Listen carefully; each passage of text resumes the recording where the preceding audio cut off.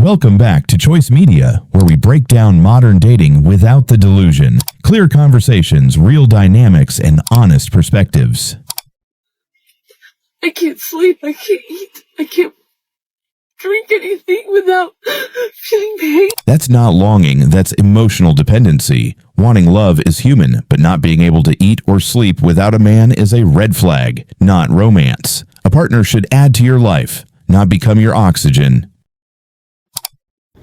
I'm really just up because I need somebody to talk to. Like, this single mom shit is starting to get to me. Okay? It's starting to get to me. So I had to compose myself because I'm literally keep crying. Like, y'all, this shit is so fucking hard. Every time I feel like I'm doing good, I go back. Okay. So boom. Okay. My kids' daycare, I just got school readiness, like assistance to help, right? So they helping me, and then turn around, like, okay, before that, fuck all that. Before that, I ain't paid my rent. Like, my rent ain't even paid. Still ain't paid. And I was like, asking my daycare, like, oh, basically, like, oh, can y'all work with me so I can pay my rent and I can pay y'all like next week? No, if y'all don't pay, they can't come or some shit. I'm like, damn, that's crazy. So I had no choice but to pay the fucking daycare, or they couldn't go to school because guess why? Guess what? I have to fucking work. Okay? I make $20 fucking dollars. And I'm raising 3 kids. So $20 for 4 people, $20 an hour for 4 people, that's not enough, okay? It's not fucking enough. That's real struggle, but she's mixing survival with resentment. Being stressed, broke, and responsible for kids explains the anger, but it doesn't justify turning dating into blame theology. Pressure is real, projecting it onto men won't fix the math. I love provider men. I will never date a non-provider man again. A non-provider man will make you suffer. He will make you suffer. It doesn't matter if you have your own money, ladies, okay? It's about what a non-provider man represents. His lack of manhood. He will make you feel bad for every dime that you spend on yourself, even though it's your money. You're not even wasting his money. He doesn't have any. He's going to make you feel bad for being high maintenance. Come on. Men like that are so insecure, especially when they're with women that already have their own money and don't need anything from them. They feel that little next to you, especially if you're beautiful. If you're a beautiful woman and you have your own money and they don't have shit to offer you, they're going to make you miserable. Been there, done that, not doing that again. I am someone who I make my own money. I can afford my own stuff. I don't even need a man, okay? But I like to have a provider man. I've dated provider men before, and they're amazing. They're the best kind of men to date. Whether I have my own money or not. They just want to take care of you. They want to spoil you. They want to treat you like a woman, like a lady. They want to make you feel special. That is a wonderful feeling, okay? They don't make you feel bad for spending any kind of money. They'll give you money. They'll be like, here, babe, go get your hair done. Go get your nails done. Go shopping. Or they'll just take you to a designer store and buy you whatever you want. Yeah, that's happened to me. All of that has happened to me with a provider man and with a non-provider man. Okay, ladies? So let's get smarter. Let's choose wisely, whether we have our own money or not. Okay? Because the type of man that you keep around is going to determine how your mental health is going to go. That's a contradiction marathon. Saying you don't need a man but demanding a provider is preference dressed as principle. Painting all non-provider men as emotional abusers is lazy framing. Standards are fine, but demonizing a whole group just exposes unresolved resentment, not wisdom. I am tired of acting like I am not the true lover girl that I really am. Like, I am actually ready to date again. I really am. Like, I'm ready to meet the love of my life. I want to love him, commit to him. I want to worship the ground that he walks on. And I'm dead ass. And on top of that, I've been going through therapy. So you're getting a healed woman. You're getting a healing woman. I love love. I want it. I want it. Healed people don't announce they're healed like a warranty. If you still need to declare it, you're mid-process, not finished. Therapy helps, but real healing shows in patterns, not proclamations. Dating isn't a reward men receive for surviving your past. I hate when I see a man that's so fine and then I pass him and he doesn't say anything. Like when people say, oh, girls don't shoot they shot. Yes, they do. If I look at you like this, like say you walking this way and I'm walking like this, and if I look at you like this, that's me shooting my shot. Come say something. That's ego talking. If you're waiting on men to read eye signals and validate you, you're still outsourcing confidence. Attraction isn't a missed opportunity, it's mutual action. Nobody owes you a shot just because you look their way. I'm too old. Why is it so hard to be loved? Being a single mom is really hard. It's so overwhelming and exhausting and emotionally draining. I am so overstimulated and overwhelmed, and I just want a break. And I'm not complaining because I love being a mom and I wouldn't trade it for anything, but it's really hard when you have to do it all on your own. So if you have a single mom friend, hug her. Tell her that she's doing a really good job because she needs to hear it. That's the most human thing she said. Single parenting is exhausting, but burnout doesn't turn into entitlement. Wanting a break is valid. Expecting a savior isn't. Struggle explains the fatigue, not the mindset she's been selling. Single women in their 40s, what are we doing to meet men? What are we doing? How are we doing it? Can anyone help me? Because I need all the help I can get. Apps here in Australia, Gold Coast, nope, not a thing. So how are we doing it? Please help me, because I'm just, I don't know. Am I going to be single forever at this rate? I feel like it. So single ladies over 40, what are we doing? Help a mama out.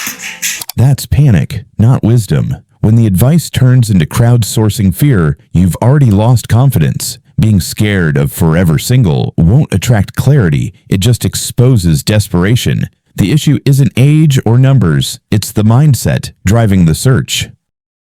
Yesterday I had a shocking day because of internet trolls, particularly male internet trolls. It's a hard life being a single mum, okay? There's a lot of men out there that think that we're garbage. Used goods. You know, it got to my head a little bit. Normally it doesn't, but yesterday it did. You know what I say today? Lovingly, screw you guys.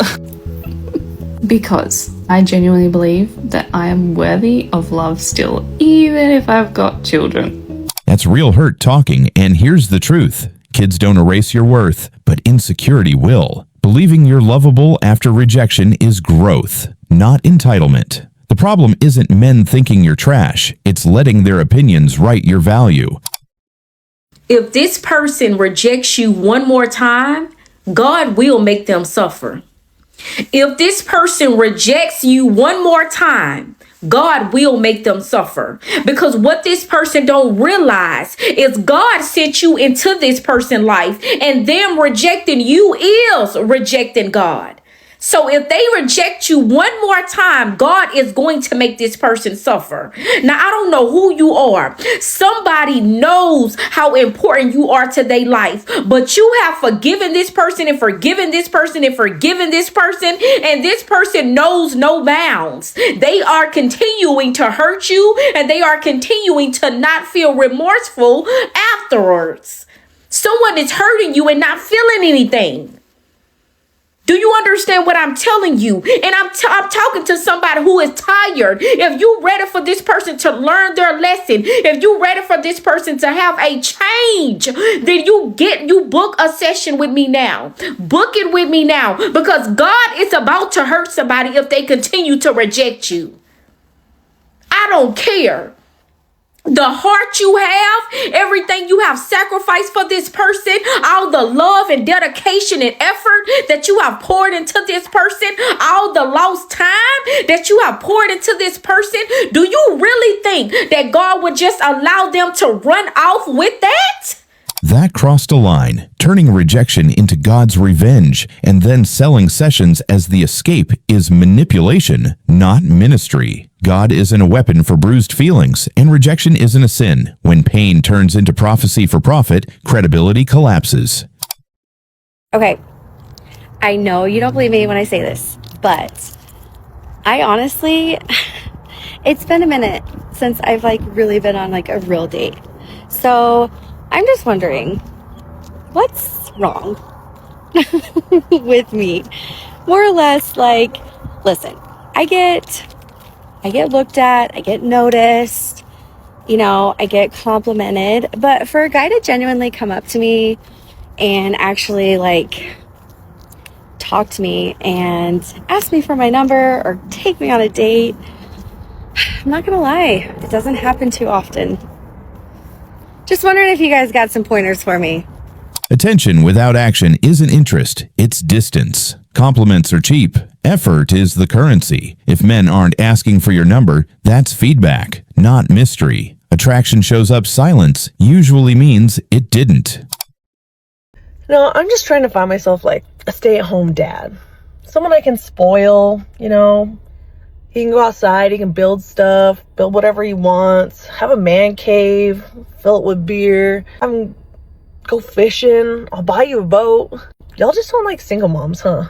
That's peak entitlement. Wanting a stay-at-home dad so you can spoil him flips the traditional fantasy, but it's still a transaction, not love. You can't buy a partner's role and call it empowerment. That's privilege masquerading as a dream. Okay, no judgment, but this is the longest I've been single in about 3 years. And I have been single almost 5 months. It's unusual because if I have these little kind of 3-month relationships, right, and then it ends, usually within a month or 6 weeks, 8 weeks, I've kind of met somebody else and it's starting another one. So it's been really good to let's just backtrack. A couple of weeks ago, I thought I had potential for, a boyfriend with Mr. Adorable, but obviously he was just getting his ego stroked. And because I was saying no, and then I said yes, and he went, Pooh. That was just, that was about him. Bit of a game there. But anyway, we move on, and I've deleted all the apps, and I feel really good. And I was walking along the beach this morning, and I thought, wow, I've been single for almost 5 months. I haven't fallen in love with any of the men that I've dated. So I'm not heartbroken after each relationship and I'm needing this massive amount of time to regroup. So they were never the right guys. And I kind of knew that always deep down. Every guy I've dated in the last couple of years has not been right for me. And I've almost just kind of coasted along going, you know what, just stick with it. There's not that much better out there, so stay for the ride. So yeah, that's my date update. Single, and I'm going to endeavour to find my true love in a completely different way. Just find him off the apps. What's the longest you've been single ever? Comment below. That's heartbreak wrapped in entitlement. Saying he left like it's a crime ignores the reality. Dating is mutual, not a collection of yeses. Believing the apps will fix the problem won't. Self-awareness beats swipes every time. There's a reason that women stay in unhappy marriages. Because it is so hard to leave and get on your own 2 feet. I've been a stay-at-home mom for 5 years, and I've been working for 3 months. Trying to save what I can to be able to get out. It feels impossible. Still having to provide and save at the same time. How do you guys do it? And apartments? Why are they so expensive? Who can afford this? My first apartment at 18 was $600 for a 1-bedroom. The cheapest 2-bedroom I found for my kids to have to share a room is $800. Everything else is like $1,000 or more. Like, how am I ever supposed to get on my feet? This isn't a pity party video. I just know other moms can relate because it's hard as fuck to get on your own 2 feet. That's reality, not fantasy. Staying single or leaving a marriage is hard, and financial pressure hits hard. Acknowledging struggle is mature, but framing it as justification for entitlement or drama misses the point. Resilience isn't about complaint, it's about action. So I want to talk about something that's been really annoying me lately. This is going to be Icks About Men, but single mom version. So something that's been getting under my skin is men not understanding what it means to be a single mom. So as a single mom, a single working mom, I have my plate full to the maximum, right? I don't have free time. The time that I do have free, I just want to relax. So one, I get it. I'm single. Yes. Do I want to date? Sure. If I meet the right person, right? But if you invite me out for a dinner, or drinks, especially during the weeknight, come on. You know I have things to do. I'm sure you have things to do the next day. I have a child to take care of. I can't just go out late at night just whenever, right? So you have to take that into consideration. So if you're really going to invite me out, one, make it worth my time. And what do I mean by make it worth my time? Just don't invite me out to dinner and drinks. Get creative. Invite me out for an activity. Do something different. Do something that's going to be worth my time and effort. I am taking time out of my evening to meet with you, to go and enjoy your company, to see how things work, if we're compatible. I'm making an effort, so I expect you to make an effort. So don't just assume that I'm going to be able to drop off my child somewhere, because most likely I'm not. So unless you're offering to pay for the babysitter, I'm not going on that date. Also, offer to pay for the babysitter. That's going to make me more receptive to want to go and spend my time with you. And another thing, do not just assume that you can invite me and my daughter out. No, I do not introduce my daughter to guys. That's a no-no. So there's that. And also, don't just assume that you're going to invite me out for drinks and I'm going to show up. What makes you think that I'm going to put my safety in jeopardy by drinking and driving? So unless you're going to offer to pick me up and drop me off or Uber me there and back, it's a no on the drinks during the week. So moral of the story is, come on guys, if she's a single mom, she already has a lot on her plate. So don't add to her plate. Don't make her life more stressful. Don't make her plan out the date that you want to take her on. Like, that's not going to happen. So all I'm going to say is, do better. And to everyone asking me out on freaking dates lately, literally, if the shoe fits, then it fits, okay? That's all I gotta say. That's selective expectation in full display. Wanting effort is fair, but demanding creativity and timing as a right makes dating transactional. Not introducing your kid as smart, but treating men like auditions instead of partners sets the stage for disappointment. Y'all, when women get rejected, oh, it's deep. I don't know what it is, but we do not handle it well. Actually, I do know what it is, and I'm going to tell you in this video. Women desire to be desired, okay? That is something you're going to see in every woman. She wants to be desired. Some people allow their desire to run them. Some people can harness their desire, but all women deep down want to be desired. And so when she's not desired or does not feel desirable, she takes that internally. I mean, it makes her sad. It can cause depression. It can cause anxiety. It can cause you to feel like you're not good enough. It can cause hopelessness. I mean, it gets very deep. Because of that, I think a lot of women don't put themselves out there. I think it boils down to one simple thing, that as women, we have to accept that looks matter. And we can fight it, we can argue it, but looks matter. And when a man's not attracted to us, it hits deep.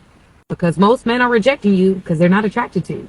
She's half right, half obsessed. Rejection stings, but internalizing it as a measure of worth is dangerous. Looks matter, yes, but attraction is complex. Blaming men entirely for your value perception is excuse-making, not insight. So I left North Dakota after seeing my son yesterday, and I'm now in South Dakota. which all of you know that's where the Sturgis bike rally is. But I'm here to see Custer Park, Mount Rushmore, everything else. Stop to get gas, and the guy next to me strikes up a conversation. He's with 3 other guys. They're all on bikes, and you know, he sees my license plates are from Illinois, and he says, "What are you doing out here?" And I said, well, I explained to him what I was doing, and he says, "Hop on." He says, "I'll take you to see Mount Rushmore the right way." I almost got on that bike. Almost. That's not a flex, that's impulse and validation hunger. Almost hopping on a stranger's bike isn't confidence, it's chaos flirting with attention. When approval gets louder than judgment, that's how bad decisions start. Guys, when I said I wanted a cream pie, I didn't mean oatmeal cream pie. Dating as a single mom is great because the pitch is like, you want some of this? You want some of this? You want some of this? Some of this? Some of this? And the cool thing is that most men, especially the like grown-ass men, real-ass men, don't even care. And if you're hot, they definitely don't care. She's not wrong that single parenting adds complexity, but framing it as punishment for men is skewed. Sharing life isn't a trap, it's reality. If men don't care, it's their choice, not proof that your value is conditional or your struggle a badge. Am I the only one who is so turned off on dating, speaking to men at all? Because I am a single mom of 4. I have been through so much. I mean, if I tell you my story, we will never get off of this app. Same time, I still want to find love again. I still want to give love a chance. I still want to date. You know, I still want my person. But it's so hard for me right now to even go on a date with somebody. That's the push-pull of trauma and hope. Wanting love while being turned off is normal, but hesitation doesn't excuse avoidance. Healing doesn't mean fear disappears. It means stepping carefully, not waiting for perfection before trying. No, because today during my corporate job, like a client goes, "Oh my gosh, you have the most beautiful eyes." And I haven't heard a compliment in so long. I was like, thank you. Thank you. It's literally like a woman with married who's 70 years old. I need to get out more. Alright, I just wanted to make one thing clear and one thing only. I do not approach men. I do not chase men. So if you are approaching me, the single mom, that is your fault. I'm going to tell you everything it is to date a single mom and what life is actually like. Now, if you want to continue to approach me and you end up not liking what it is, that's your fault. That's a hands-off attitude dressed as empowerment. Not approaching and blaming men for the first move is passive-aggressive, not bold. Sharing your life is fine, but expecting men to gamble blindly on your story turns dating into a test, not a connection. Single moms, if you are financially up there, you don't need a man for now. Especially if you have a girl child. Listen to me very well. If you have a girl child and you are a single mom, please, I'm talking to you like a mother. Keep your calm and raise your child. Give your all to your daughter. If you bring in a man, you are looking for trouble. Most of these men coming after you, single women with daughters, they are coming to start a relationship with your daughter. Imagine you discovering that a man you brought in is sleeping with your daughter. That's extreme paranoia, not advice. Assuming men will exploit family just because you have daughters is fear masquerading as strategy. Financial independence is smart, but turning every potential partner into a threat isn't protection. It's isolation dressed as wisdom. So I just seen a post that said single moms be having all these standards and they baby daddy meets none of them. Like, of course, he was the lesson. Now she knows what to look for in a man and what not to look for. She stood on business and she moved on. Next subject. That's the rare moment of clarity. Treating the baby daddy as a lesson, not a lifelong blueprint, is growth. Knowing what you want and don't want is powerful, but standards only matter when they guide choices, not justify grudges. There is literally nothing in this world more painful than rejection when you're married or in a long-term relationship. Like, of course, rejection at any point in your dating life is not great. But when you're with someone, like you're in a very long-term relationship, you're living with someone, you're married, and you're getting rejected, like with intimacy constantly, there is literally nothing more painful than that. And it can go on for weeks, months, years, decades even, I've heard from some of my followers. And when I'm talking about rejection, I'm talking about physical rejection, but I'm not just talking about sex, I'm talking about intimacy as a whole. When you're not getting the kissing, you're not getting the cuddles, you're not getting the affection, you're not getting the kind of, like when they touch your shoulder. Obviously, you're probably not getting the sex either, but you're just getting, and worse that you're not getting it is you're asking for it constantly, and you're getting rejected constantly. Because what happens when you constantly get rejected by the person that you're supposed to love, who they're supposed to love you? You give up because you feel so down and depressed by the constant rejection that you start to give up, and then that's it. How do you get the intimacy back on that? And you end up in a sexless marriage for the next 30 years of your life, 40 years of your life, depending on your age. Like, tell me I'm wrong in the comments, but I actually think there is nothing more painful in this world than being rejected by someone. Because there's being lonely when you're single, but there's being lonely when you're in a relationship, and that is like a whole nother level of lonely. Please let me know in the comments what you think. As always, don't forget that I've got a 7-day free trial of my subscription at the moment. I'm going to do some more red, I think, this week, because I'm feeling a little bit racy, and I love red. But yeah, everyone have a great day, and let me know what you think in the comments. That's brutally real. Rejection in intimacy cuts deeper than just sex. It hits emotional connection. Her point about loneliness in relationships is sharp. Being with someone doesn't erase emptiness. Pain is real, but it's part of learning what you truly need. So finding a husband as a single mom isn't just about finding love, it's about protecting your peace. Because obviously you're not just choosing for you, you're choosing for that little soul too. And that just makes you cautious. You're not difficult, you are just cautious. The right man will honour the role that you already have. He won't compete with it, he'll complement it. Respect it. You've already built a whole world with your bare. Now you are patiently waiting for someone to bring blessings, not noise. And Allah sees your patience.